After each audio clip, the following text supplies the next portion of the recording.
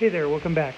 So this video is going to cover setup for this game, and there will not be any playthrough on this particular video. That won't be until at least the next video after this. So if you're looking for playthrough, this won't be it. Setup for this game is quite involved. So for those of you who do have a copy of this game and are here to try to learn how to play, just disclaimer, I don't have the solo module yet. I just received the Kickstarter copy this week, and I'm trying to figure it out just like everybody else is. I am trying to get these videos out because absolutely none exist, and I'm just trying to be helpful. I understand I may make some mistakes. Please be understanding of that. There's a trade-off in the video making business when you're doing stuff like this. I can play this game 13 times and master it, and then come to you like a master class instructor, or I can give you a video right away. I can't do both.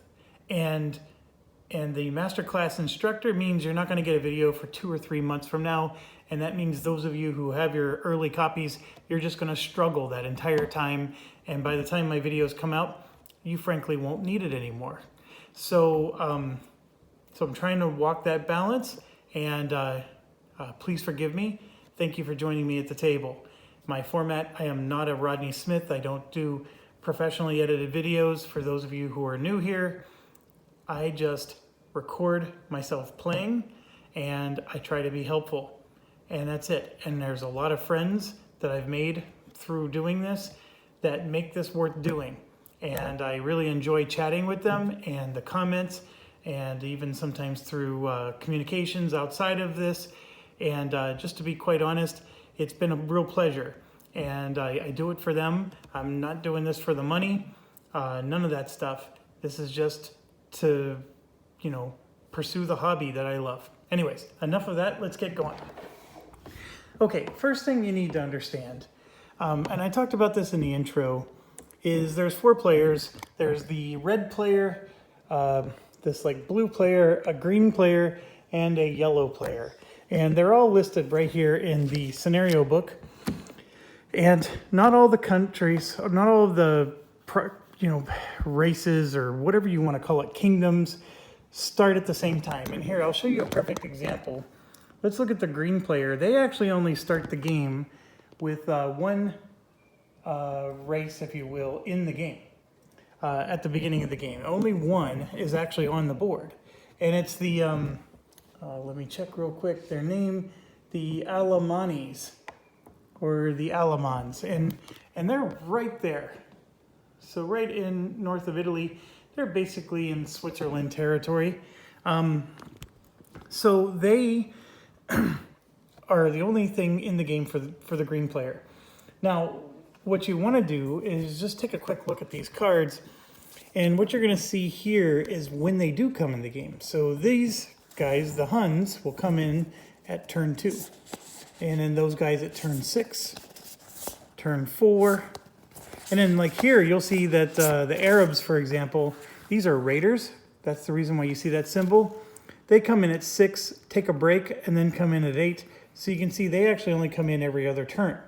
And they do their thing, and then they're done, okay? So it's hard to get your mind around at times, but they come in at specific turns. And here you can see these guys come in at turn 3, and then at turn 5, 6, 7, etc.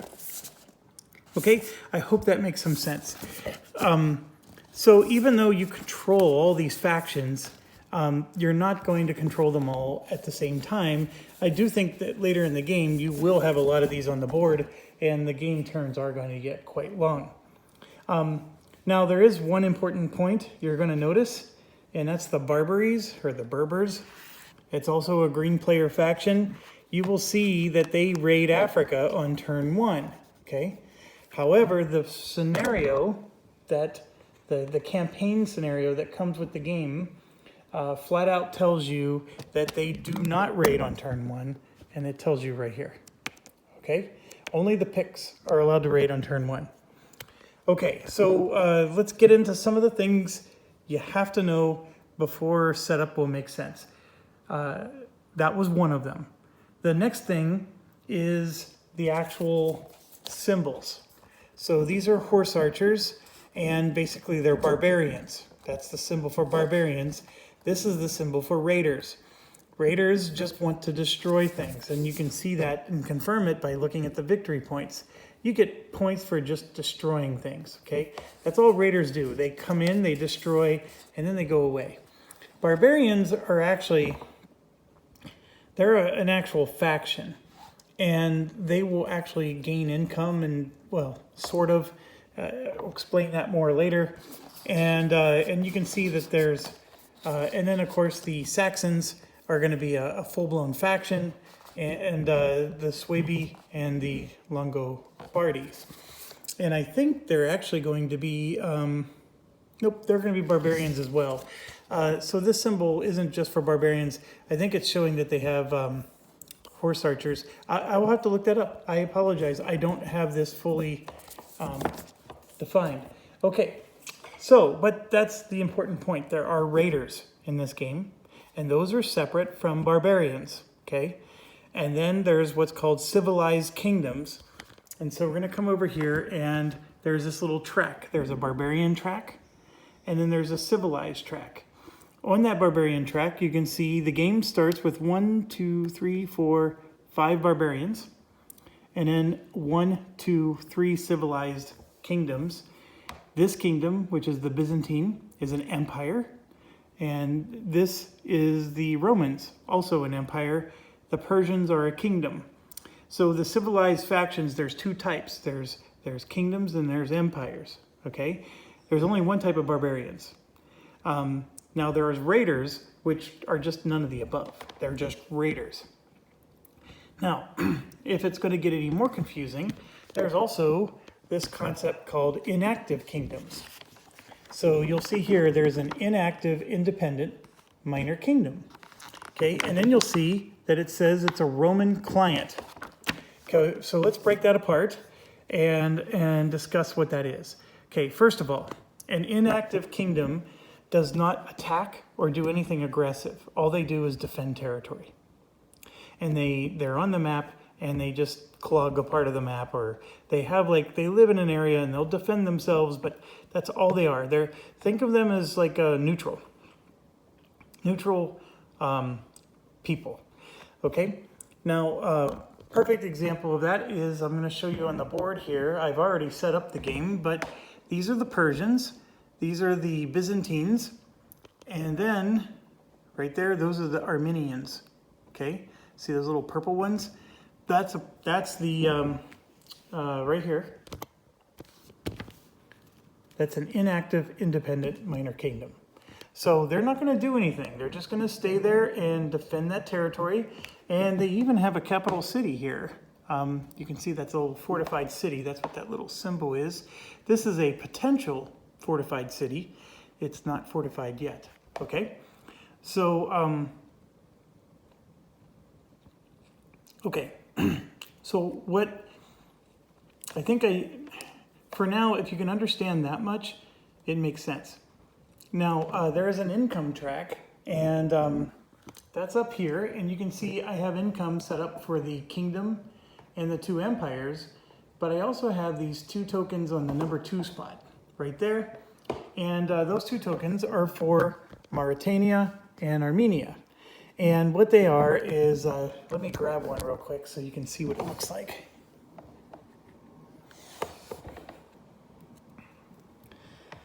Okay, so this little symbol here means it's a diplomatic symbol, and the shield with the crossed swords means that they're a client, and they're going to give a tribute of 1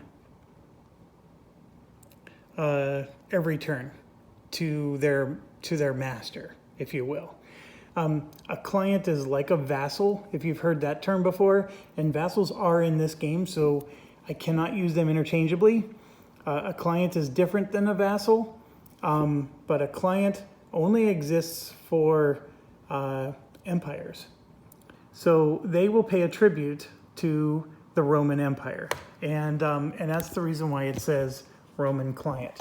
Now, any independent faction that's inactive can be forced to become a client. So here you can see this one's a Persian client, the Iberia. In fact, I need to find their token. Oh, I found it. Hold on.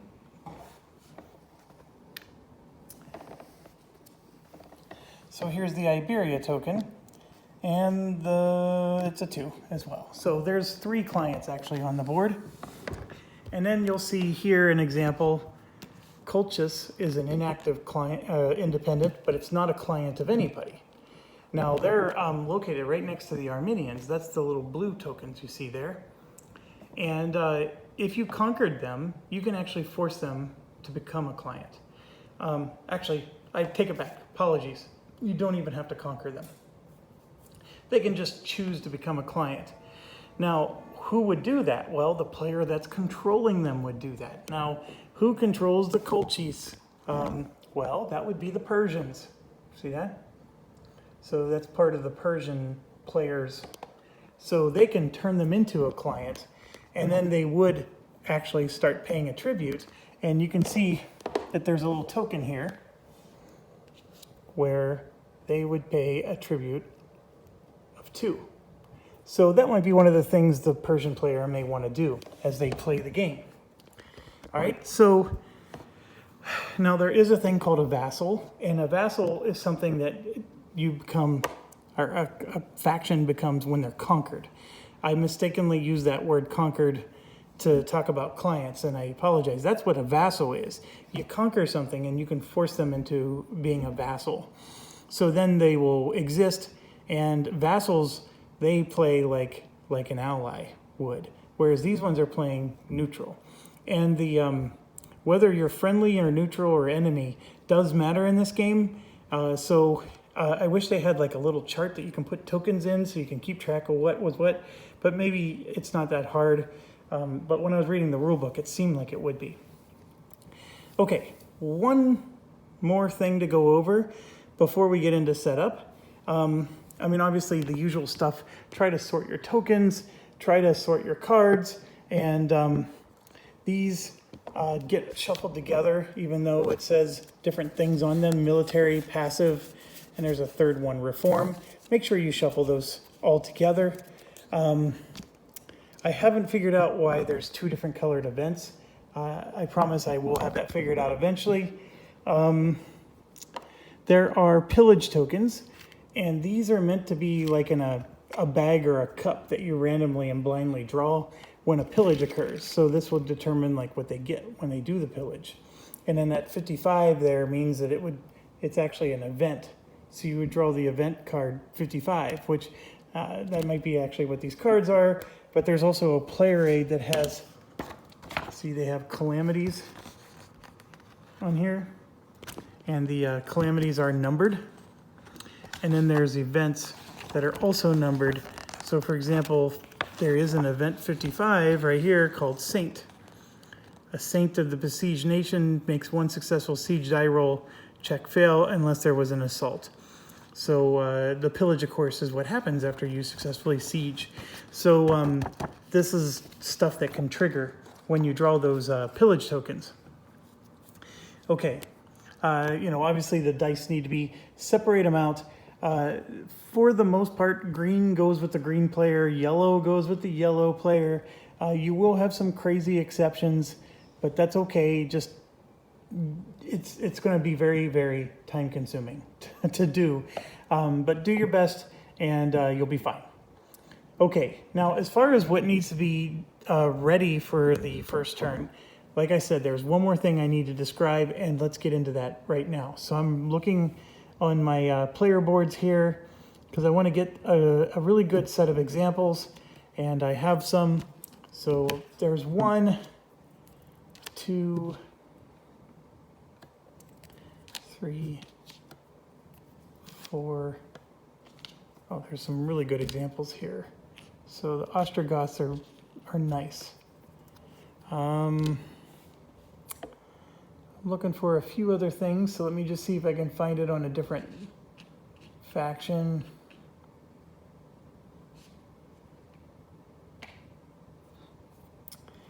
This is a good one. This is a real good one. Whoops. And I think that's good enough for now.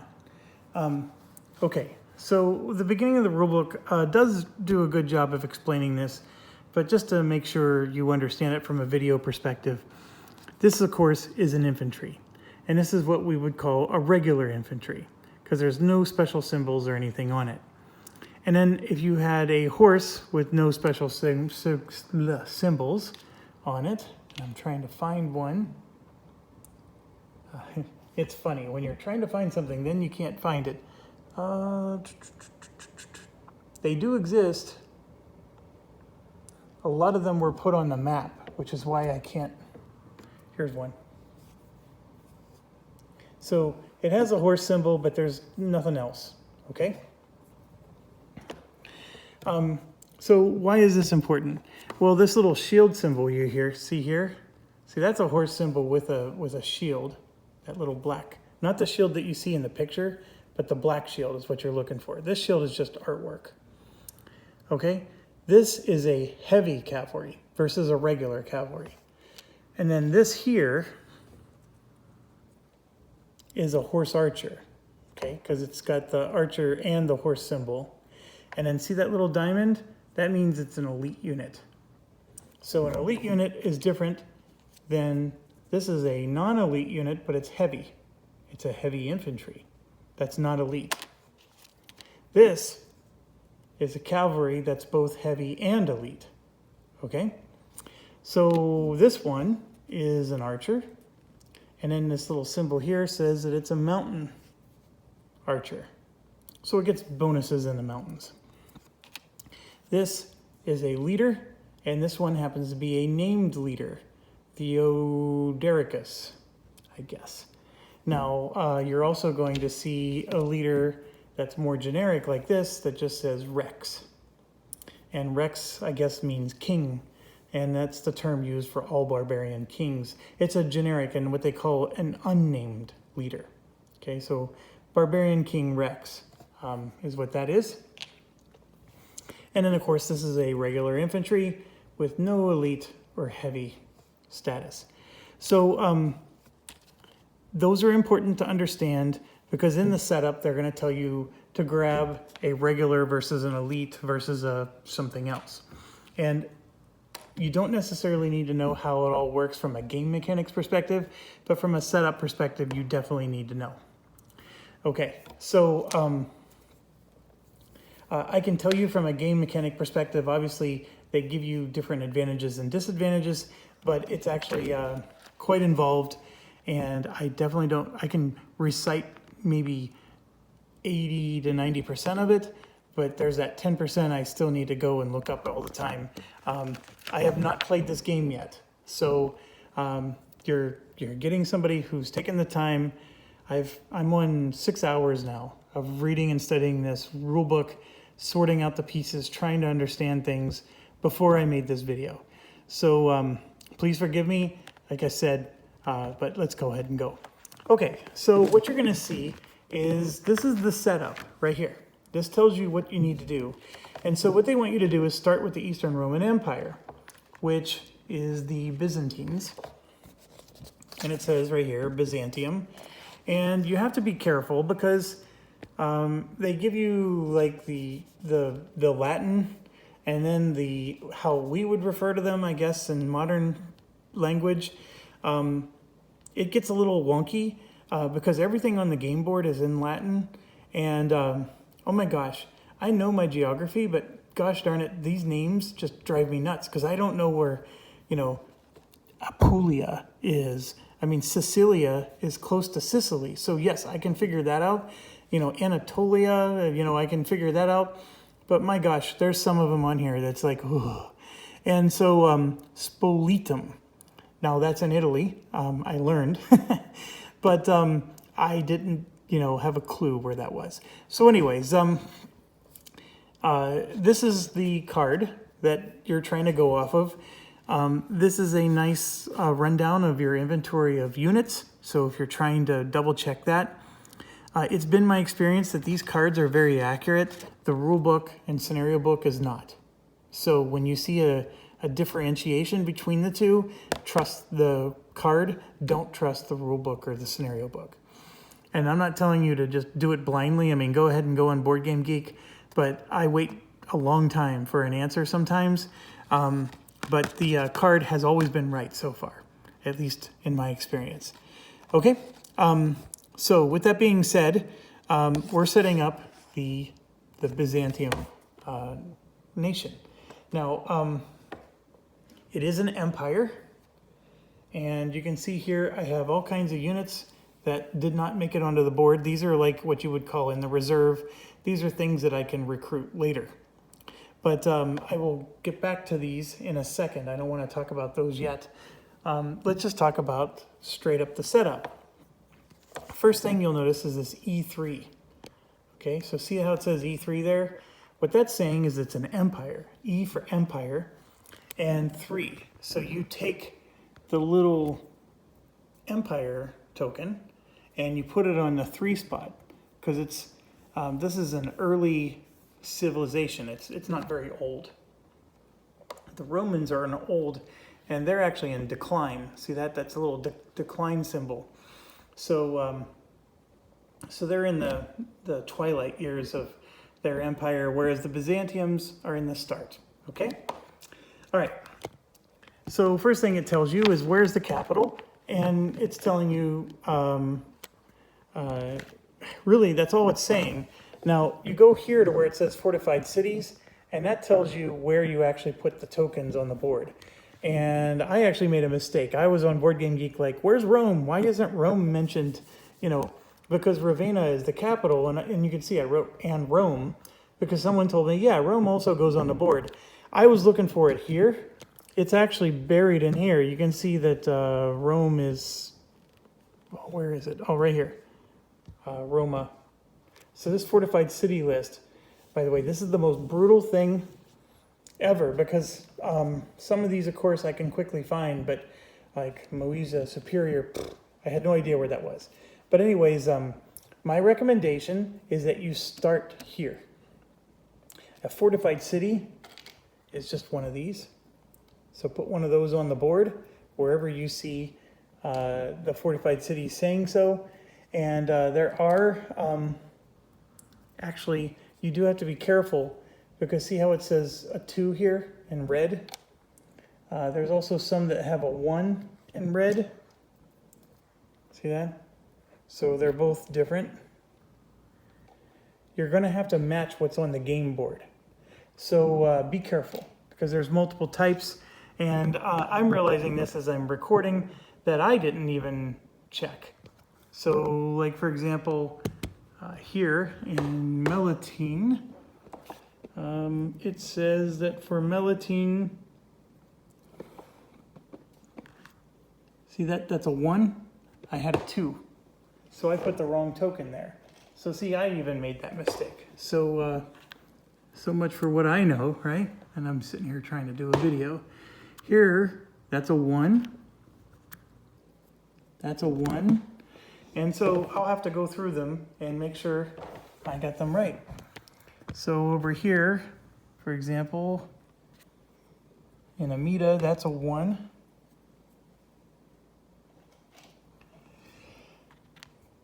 What does that 1 mean? It's just, it's really the defense of the city.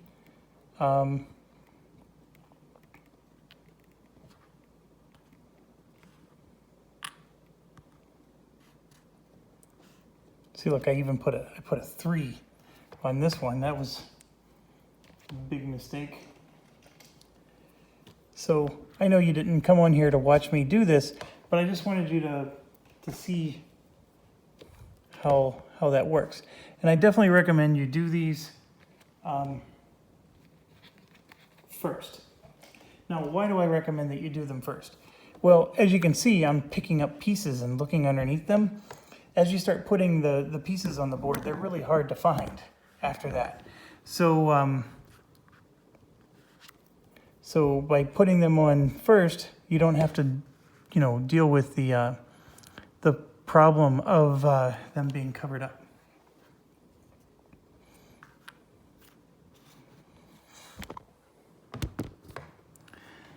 Okay, almost done. See, that one's a 2. All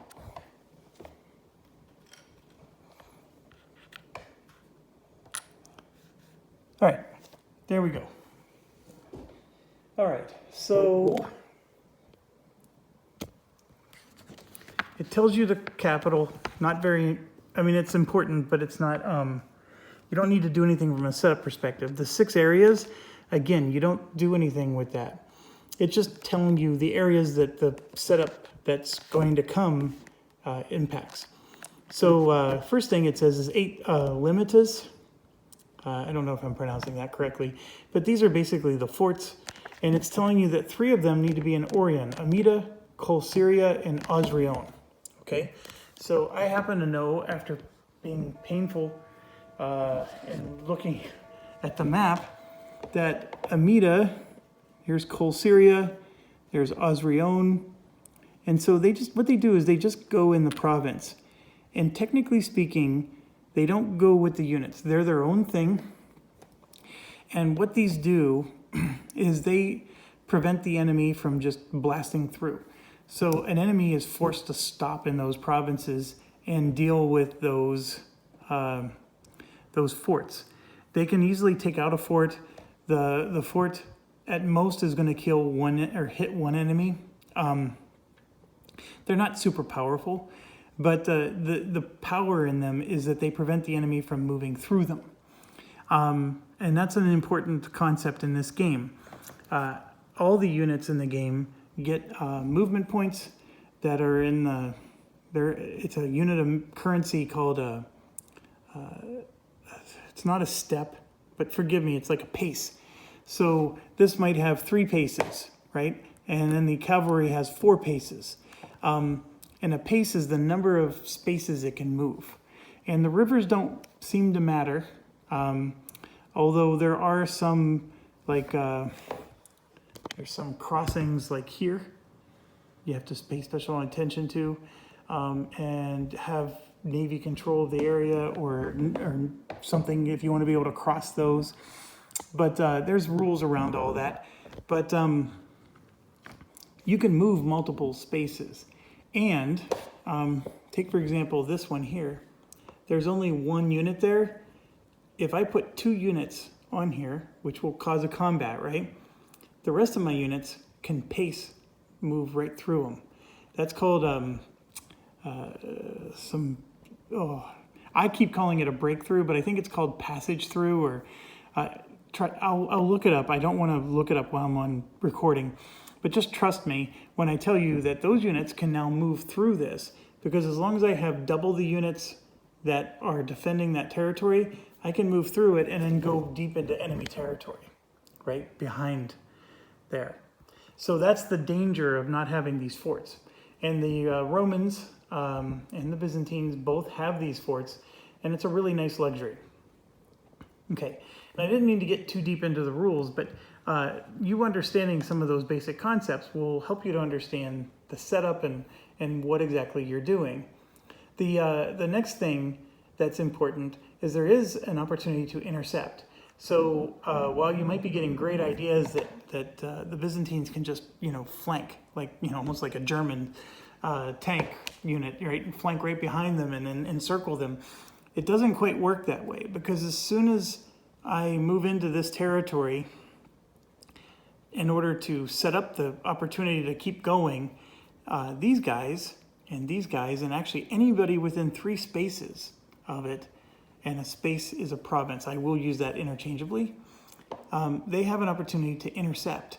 And that means that, if they pass the die roll check, and there's all kinds of tables and stuff that go with it, they actually can move to that location and intercept you. So now I'm no longer having double of that unit, right? This whole stack could move over, and I don't have nearly enough to be able to keep going, right? I actually might lose the battle quite handily. So that's just some of the yin and the yang with this game. So just wanted to make sure you understood that. I know that's getting into rule mechanics, but I felt that was neat to know, and it's really good to understand that when you're setting it up. Now, the other thing is there's this little symbol here that just means that this area is a civilized area. And I know that's a weird nomenclature, but the ones that have the axe, like here, this is a barbarian area. So it matters for when you're calculating income, because civilized areas, what it represents is that they're more mature, and they generate more income and wealth. They're not as chaotic and anarchy, riddled. Okay, so I know I'm taking a while here. I'm not going to go through all of this, but just understand that 3 and then 4 along the Danuvius River. I sort of wish they would have told you, but these are the name of the provinces. And just so you know, the Danuvius River is right here. This is what they're referring to. And then one more up there, I call that Sevastopol, but it is called Bosporus here. So obviously that must have been the Latin name for Sevastopol. Okay, 10 units are in Amida. The first thing I learned is that Caesar does not count as a unit. All those leaders, the named and non-named leaders, the game, when he says 10 units, he's never counting the leader, because if you count these, you're going to get 11. And that was the first thing. And then this is the part where I'm trying to help you to understand the symbols, because as you can see here, it's saying grab a palatine. And I really do appreciate this. It shows the palatine is a cavalry that's double elite and is also heavy. So this is a badass, this guy right here. Okay, and you will find one and only one token that matches that criteria. And then it says, grab a regular cavalry, which doesn't exist at all. You're gonna search through all your tokens. This is the first error in the book, and you're only 3 rows in. And then a regular infantry, which you will find, okay? So instead of using this, you need to use what's called a cussed infantry. That's exactly what it's gonna say. I'll show you. That's what a cussed infantry looks like. This is not for the Byzantines though, this is a different one. But it'll say CUST, and it stands for something, but they're basically the elite royal guard. And yes, they will have shields, and in fact, I think it's this big stack we were just talking about. So, right there. So here's the Palatine, okay, with the 2 diamonds and the shield. And then this is the infantry you're supposed to put in instead of that cavalry. So the infantry is actually way better than that cavalry from an elite perspective. And then the archer would be this guy. And then it goes to the next line. It says 1 legion SY. That SY stands for Syria. And you grab the Syria Legion, and you'll see a diamond and a shield, and there's a diamond and a shield. So for the most part, it does line up perfectly. And then I didn't grab Caesar. This is, of course, Caesar. Right? Caesar is an unnamed leader. It's just a generic term for the leader of both the Romans and the Byzantines. They also have a named leader, and they're the only 2 factions that will have multiple leaders. They have an unnamed leader named Caesar, and then they'll have a named one. And none of the other factions have that situation. So those are the only 2. Okay. Then you'll see here that it's telling you to put units in Egypt, Asia, Cappadocia, and Moesia. And then what it's saying is 1 legion each that has a diamond and a shield. And then these little abbreviations are for those 4 locations. So don't get confused about it or frustrated. It's just saying that for these 4 locations, put one of those. And then Thracia is Greece, put 2 legions there. Okay? And so far, I think they're all the names of provinces. If they ever give you the name of an area and not of a province, then you get to pick anywhere in that area to put the unit. But these are all very specific locations. You shouldn't be doing that for any of these. Okay, then 2 fleets.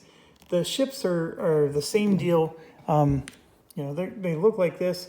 This is a regular one, and then an elite one, of course, will have a diamond. And you just have to find the 2 sea zones, Mare Aegium and Pontus Euxinus. I don't know how to pronounce these. And then there they go. And I think I got them backwards. I did. The one with the shield goes in Mare Aegium, or the elite one goes there. So I had them backwards. Okay, and then the pool is what I was telling you in that little tray. So these ones should be off the board right now. You should have 5 auxiliary starting at T2. What does that mean? Let me grab one.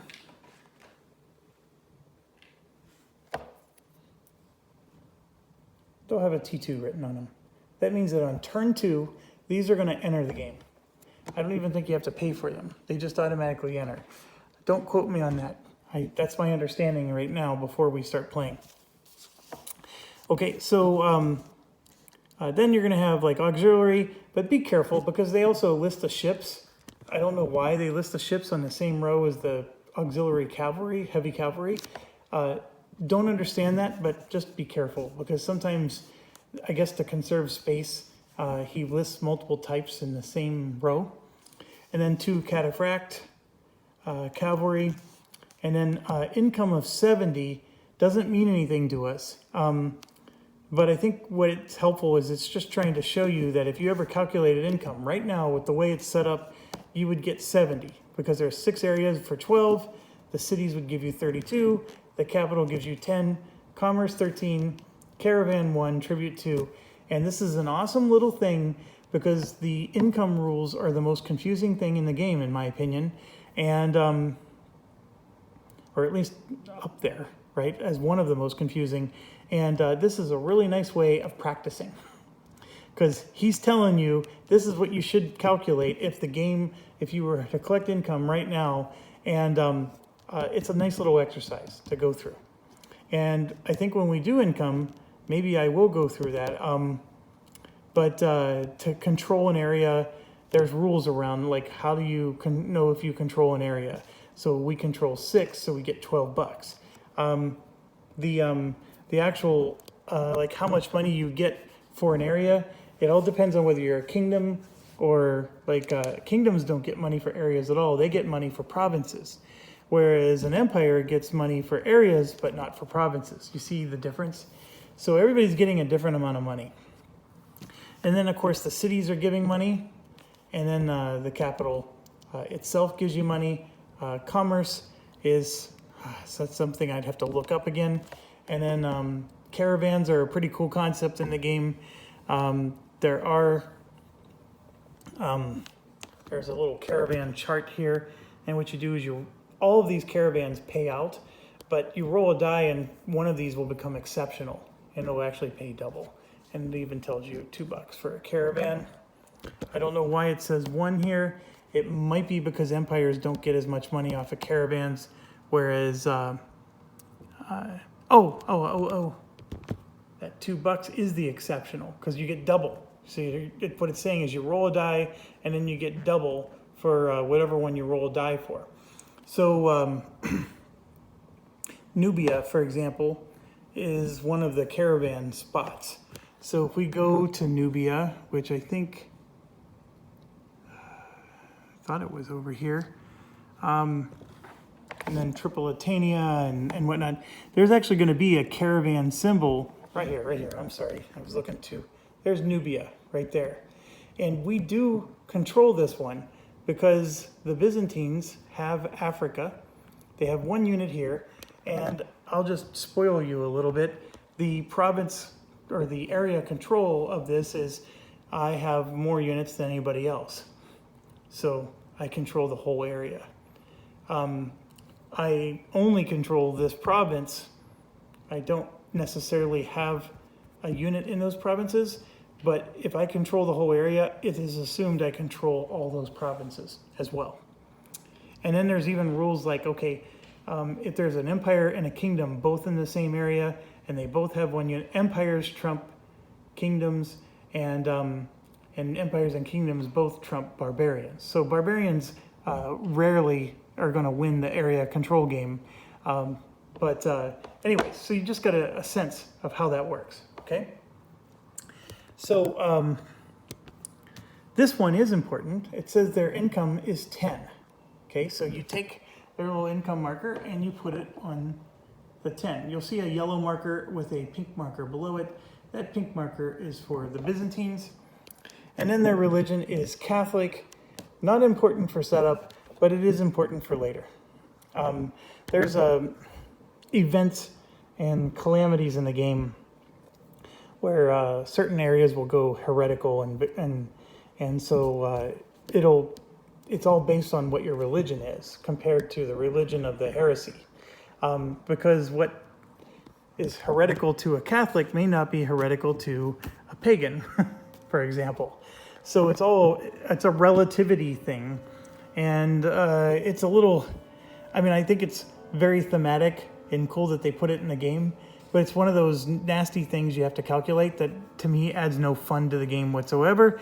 But it is thematic, and I'm not going to complain. It's just, there's not a lot of fun things that go with it. Okay. So now that I went through this in detail, I'm not going to do the same for the Roman Empire, the Western side, because you got the idea, but I am going to go over errors. And there's at least a half dozen errors in this setup. And I know some of you have written into the comments that it's unacceptable. I know I posted on my Solitaire Wargaming forum that it's irritating, and yes, I am irritated with it. But I will stress upon you that these errors are not, they don't render the game unplayable, but you just need to know about them. So let's talk about the first one. Okay, well, the first one we already talked about, and that was this little horse is actually a cussed infantry, okay? The capital is Ravenna. This and Rome thing, please accept my apologies. It just means that the fortified city of Rome has to also be on.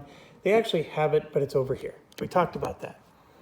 Okay, these 10 limites, one says Africa. It's actually written on the token. It doesn't go in Africa. It goes up into the France, Belgian area along there. And it doesn't matter which limites you put in which space.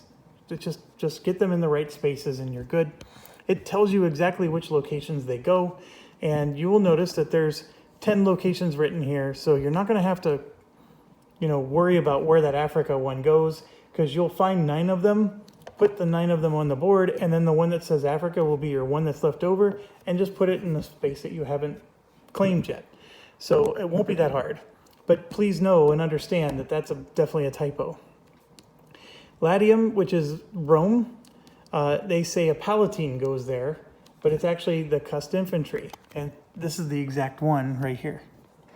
So he will have 2 elite symbols and a shield, and that will be very different than the 1 elite and shield that you see there. And the designer explained it. They made last minute changes to balance out the game, and this didn't make it to a printer due to a foul up. So it happens, but please use this video to help you get that figured out. Here it'll say 11 auxiliary, but you're only going to have 10. Okay, and then you will have 3 auxiliary horse archers plus 1 Marican auxiliary horse archer. So you will have actually 4 horse archers. So rather than 11 of these, you're going to have 4 of those and only 10. Okay, so that's another error. And what the good news is that once you get to Persia, it's very clean. There's no errors in that one. And then there's no errors when you get over here either. So very good news. We talked about these active independents. Just the only thing to understand with those is that there's not that many of them, right? It's there is an error. It's the Armenians. No, it is the Slavic tribes. In fact, I even have it written here. The Slavic tribes have 3 units and a horde. And this says horde and 2 units and then 2 more units there. impossible. You only have 3 units plus a horde. And that's the case for all 3 of these, the Icy, the Sclaves, and the Venedae. So you're not going to, it's asking you to put more units out than you actually have. So what I did, I think somebody posted in Board Game Geek, but at the time of my recording this was not answered yet. Wherever the horde's located, I just reduced it by 1 and then put the units everywhere else. And I didn't talk about that real quick. Let's go over and look at a horde. So it's almost like World of Warcraft, right? So here's the Venedae, and so the error in the book says you're supposed to have 2 units here with the horde, and then 2 more units here in Velete. So what I did was I put 2 here and only 1 with the horde. Now, what is the horde?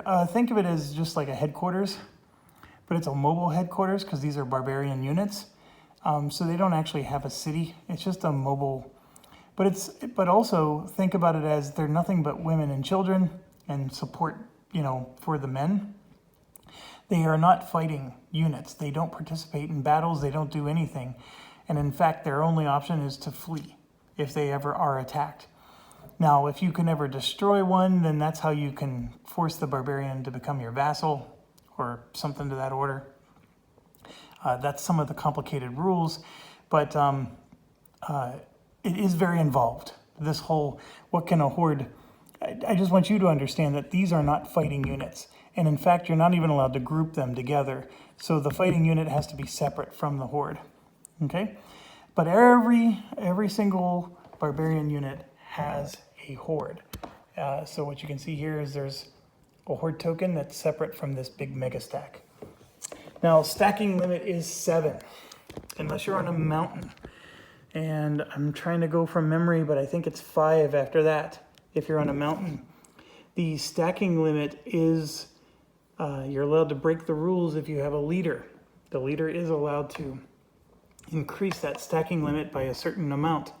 I do wish they put it on the board. They have a lot of, nice little cheaty cheats things, but they didn't put the stacking limit there. I guess it's not that hard to remember. It's really just 2 numbers. I just happen to be forgetting the second one for the mountains. And then, like I said, the leaders do change things. Also, you may notice that there's this purple 9 and a black 6. This is empire income. That's kingdom income. So they try to actually calculate for you what the income would be. And then, yes, they show where the caravans are. You're going to see little grain tokens. And then these little anchors, those are important for naval battles, because if you control all the cities that touch a particular naval region, you get a bonus in the naval battles. So beyond that, I don't know if they give you more income if they're a port city, but just understand that a coastal city is defined by whether or not there's a port symbol there, anchor. Okay, so there's nothing surprising here, except understand K4 means Kingdom 4. The inactives don't show up on here, or they don't even get income up there. The clients do put a token up there, but that's a tribute. So this guy is going to pay a 1 coin tribute to Rome. This one will pay a 2 coin tribute to the Byzantines, 2 coins to the Persians. Okay, they don't actually get money. Now the barbarians, they have this concept of pillaging, so they can take money, but they don't actually get an income. Now barbarians are allowed to become a kingdom, and there's rules for that, and some of those rules are based on how far along the track they go. So as they move along the track, here they're eligible to become a kingdom, and then the odds just get better and better. And then by the end, it's pretty much a guarantee, but I don't think it is a guarantee, but it's close.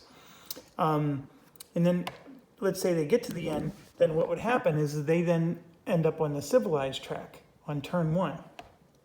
Now, this is where the hordes tokens come in as well.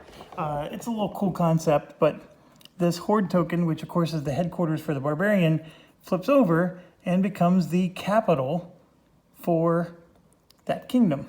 So I thought that was pretty cool. So, okay. Oh, another thing, the Constantinople has a 3 or a 4. When you set up the game, make sure it's on the 3. There's some event that can turn it into a 4.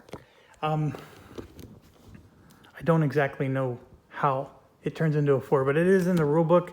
I even posted on Board Game Geek about it, and some really kind person answered.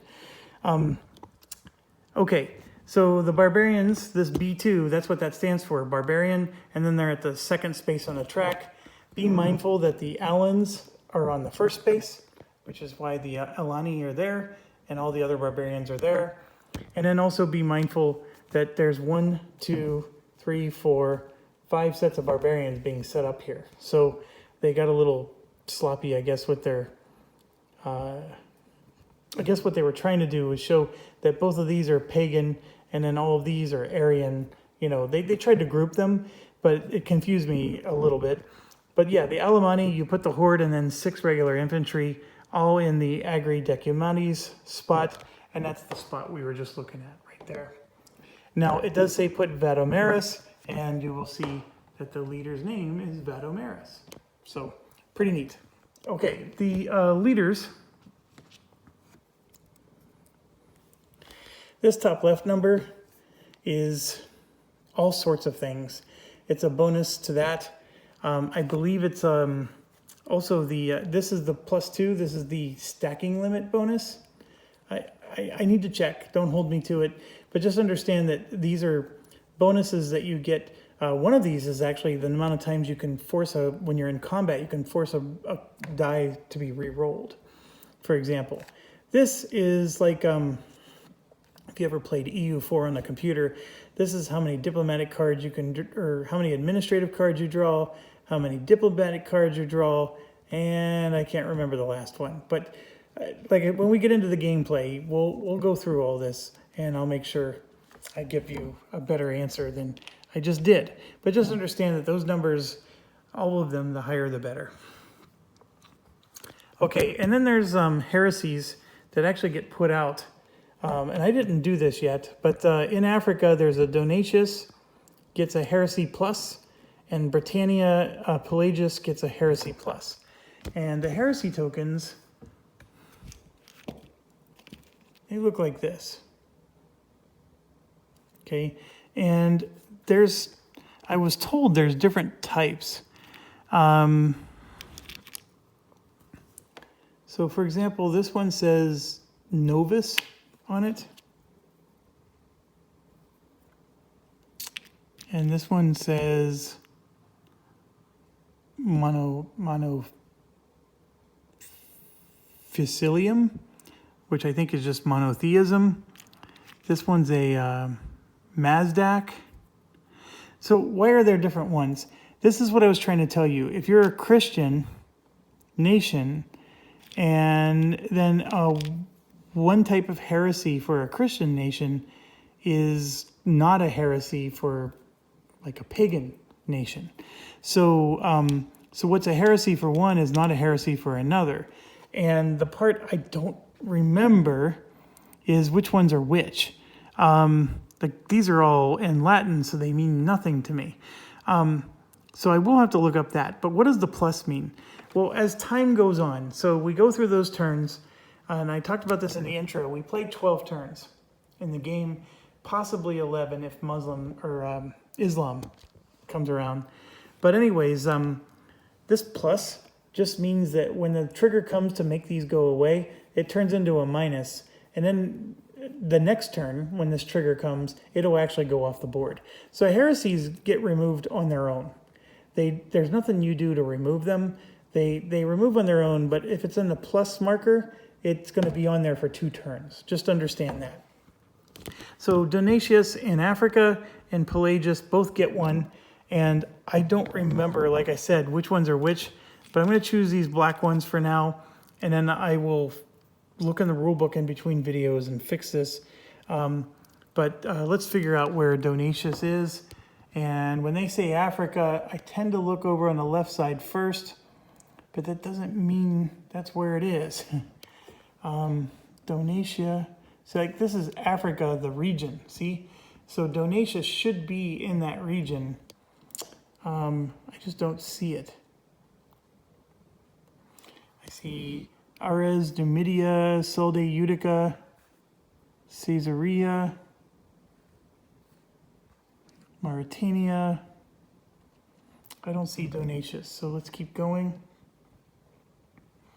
This is another region. It's called Aegyptius, so I would have expected it to be over on the left. And this is how this game is. I'm just sitting here like, oh my gosh, where the heck is Donatius? And I apologize if those of you who are from Europe and you're like, Jesus, Jeff, get your act together. I just don't know where Donatius is. I mean, these Latin terms are just, no pun intended, it's all Greek to me. Actually, that was pun intended. Sorry about that. Okay, so let's, I'm just gonna put it on the board in the ocean for now, and maybe I'll find Donatius. I just don't know when, and because that is literally called Africa. You know, it's Carthage, right? That's the term I know, Carthage. But yeah, wherever Donatius is, I just don't see it. So let's go up in Britannia and see if we can find Pelagius. And I don't see Pelagius up there either. So I'm just going to put it in the ocean again, and maybe the Donatius is the type of heresy, and Pelagius is a different type of heresy. I will look it up. Oh, because look at this. Look. Right there. Pelagius is the name of the heresy. So it's just in Britannia. So all I have to do is put it, I think, there. So all of Britannia is being affected by heresy. That's what that means. Oh, snap. I didn't know that. And right there, Donatia. So I'm going to put that here in Africa. And so that means the whole area of Africa is impacted, just like the whole area of Britannia. Now, how does it impact them? Look, this rule book is a monster. And all I can tell you is it makes battling, like you don't get as many bonuses in battle because you're dealing with heretical issues. And I think it also impacts your income, but please don't quote me on that. Oh, excuse me. There are so many spider webs that interconnect things in this game. But I promise you, I will figure it out when it comes time to actually do it. Because the one thing the rulebook is excellent about is when you're in the income collection phase, it'll say, and you lose this for heresy. And of course, when I was reading that, it's like, yeah, and then I move on to the next line.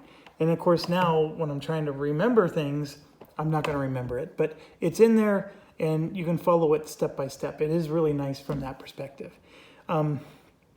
Okay, so you go through all the nations, you go through all these pages, and then you're set up and ready to go. There is, like I said, the one instruction, no raid on turn one unless you're the Picts. So one thing to understand is that the blue player, they have the Ostrogoths and the Visigoths on the board, but the Picti, of course, are not on the board yet, but it may behoove you to get those out and ready because on turn one and turn two, they do raids. And then they go away. Okay, so the blue player is going to get to do some raiding on the first turn where nobody else is. So yes, we're going to play all sides. This might be crazy cray. I don't know. So what am I doing? When I play all sides, there's always one side that I'm rooting for. I'm rooting for the Romans. Let's see if we can reunite the Roman Empire. Largely because, yes, I'm that Eurocentric jerk that knows that all my heritage is based off of the civilized society that they created and blah, blah, blah. And I was always growing up believing everybody else was heathen and barbarian pigs. So, of course, that's what I'm going to pick. I'm picking them, yes, for that reason, and also because of familiarity. And it's not because I believe all those things I just said. It is a familiarity thing, though, and I do agree with that. So, but beyond that, it doesn't mean I'm going to cheat for them. It just means that that's who I'm rooting for. Now, this game is very procedural. And what I mean by that is most of the barbarians are trying to do something very specific. Let me show you. I'm going to try to grab one that's not on the board yet, the Huns. It's a barbarian tribe.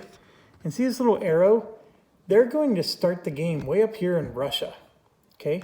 Then this little arrow shows them going left and down, and then it shows some highlighted region right here, which, there's Constantinople, so it looks like, that's the Ukraine area? It's not even Rome, right? Because you always hear about Attila the Hun, right, that sacked Rome. Their goal is to go into this area right here. And I think that's where they want to create a kingdom, is there. Okay, but as a barbarian tribe, they're going to be way up here, and then they have to migrate down. And so you're going to see here that every province outside of Danubius, held by the Huns, they get points for. Each province in Danubius, they get points for. So Danubius, of course, is that region that was just highlighted. It's definitely not the Russia area, for example. And anyways, the point I'm trying to make, and here you can see, can't attack Western Romans. There's rules, but the big thing is every barbarian tribe has like a procedural, this is where you want to go. And usually the victory points are aligned to coincide with that. The best example I can give you is if you've ever played an 18xx game.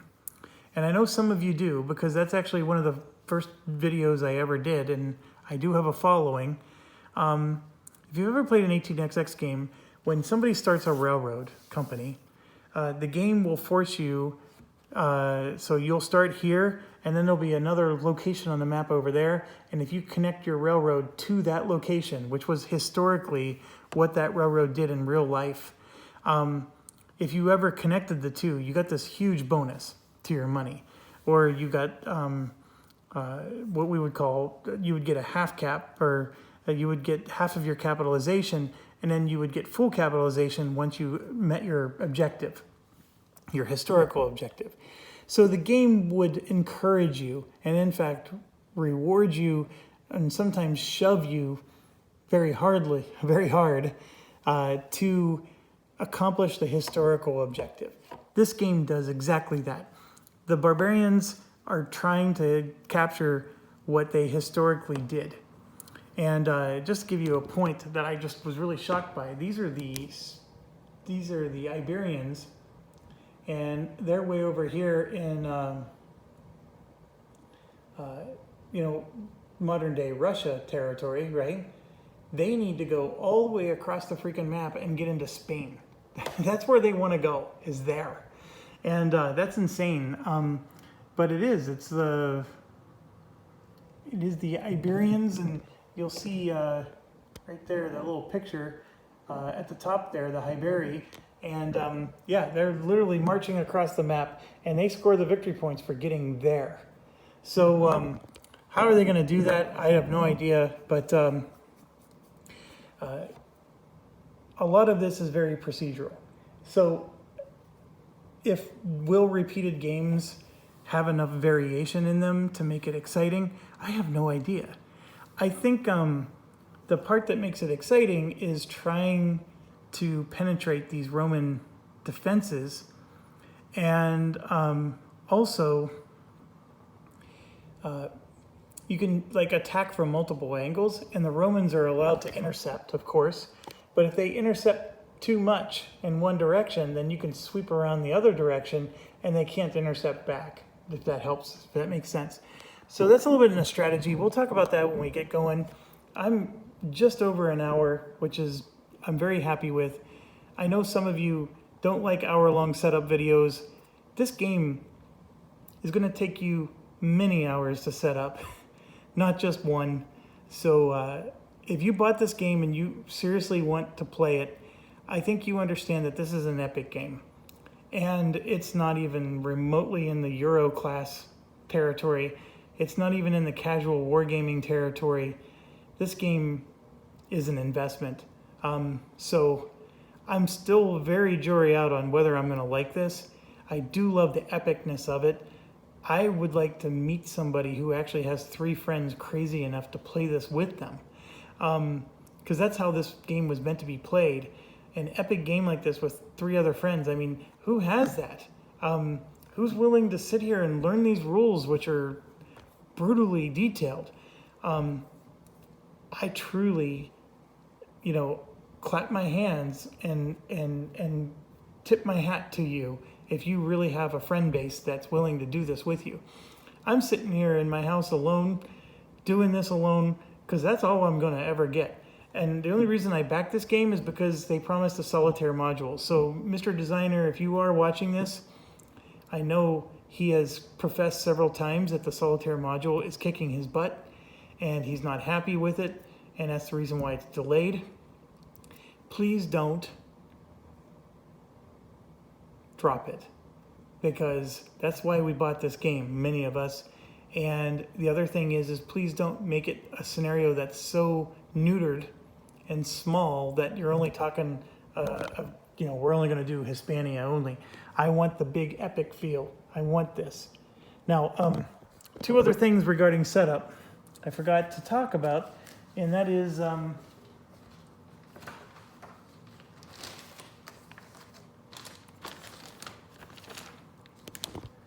there is an Into the East expansion, and as you can see, I didn't even bother punching the pieces yet.